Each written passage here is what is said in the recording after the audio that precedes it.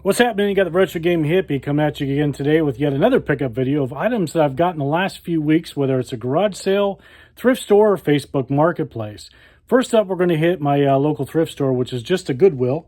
And if you saw my older video, you saw that I picked up Close Encounters of a Third Kind board game. And this time around, I picked up the original book written by Steven Spielberg. Not the greatest cover, and these hardbacks are $3.99. But it'll go good with the game I picked up. And then I've got some Pokemon stuff, so I went ahead and picked up this Pokemon plush, which I think is from 2017 or 18. I don't believe it's from the 90s, but 2016. And that was $3.99. And sometimes I'll hit the records. And being an 80s guy, I found this Gene Loves Jezebel album. A one-hit wonder from that era, the Blow Monkeys. They're all in pretty good shape, those ones are. This one, the Allman Brothers dual concert album, it's called Eat the Peach. The cover's not in the greatest shape, but the record's okay. And record-wise, last but not least, David Gilmour from Pink Floyd. This is his first solo album. And I got this for a friend of mine because he's a big David Gilmour fan. The records there are 99 cents each. And the last thing I picked up is quite heavy, and unfortunately it's not working quite right, but I'm going to hold on to it. I'm not going to send it back. But for $3.99 is this Monster VHS top loader. It weighs about 40 pounds on one side. And unfortunately, it starts to play and then it stops. So probably the motor is just weaker going out. I have a friend that can fix this down in Oregon, and I'll eventually make my way down there and give it to him and see what he can do with it. So those were my Goodwill pickups. Next, we moved on to a few garage sales. And first garage sale I went to, not a whole lot, but they did have a record of the Smurfs from the 80s. And I bet I haven't listened to it yet, but I can imagine it's one step above the Chipmunks. But I do like the graphics, even though this is a little torn. But Smurfs, pretty fun. And then, of course, you also were able to get Father Abraham in Smurfland right there. Next garage sale did have some gaming stuff. Now, this is my first little mini arcade cabinet from 1981, made by Coleco, and it's a Pac-Man one. And it works just fine. It's got some good graphics on the side. It's got the battery cover. Well, the Smurf album was $1. This I paid $30 for. They also made Donkey Kong, Galaxian, Popeye, Donkey Kong Jr., Miss Pac-Man, Frogger. There's quite a few of them. I really like the styling of them. The game itself is pretty bad. Worse than I thought it would be, actually.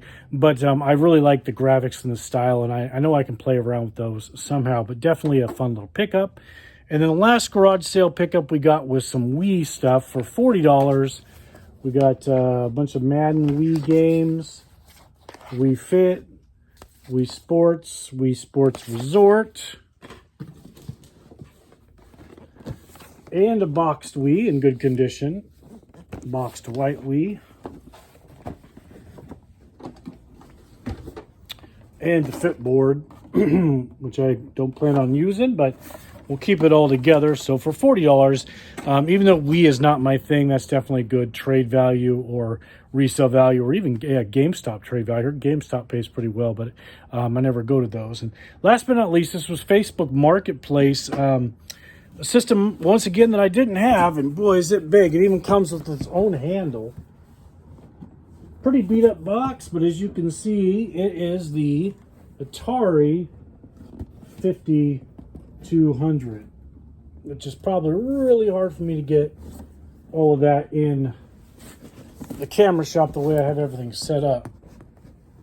We'll see if I change and edit this out later.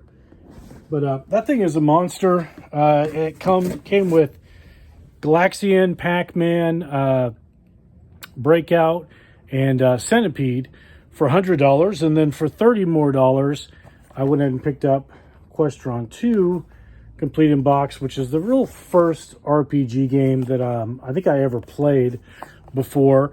It works as a complete in box there, and it's something I have the loose discs of, but not actually the box and instructions on it. So they had both of them. So I paid $130 total for that the box Atari 5200 with those games, and the Questron 2 from a Facebook Marketplace pickup. The 5200 works pretty good. The controllers work about as good as they did back then. There's a few things they're not working, but if you see my game reviews, I've been doing a ColecoVision versus Atari 2600 matchup on games that were on both systems.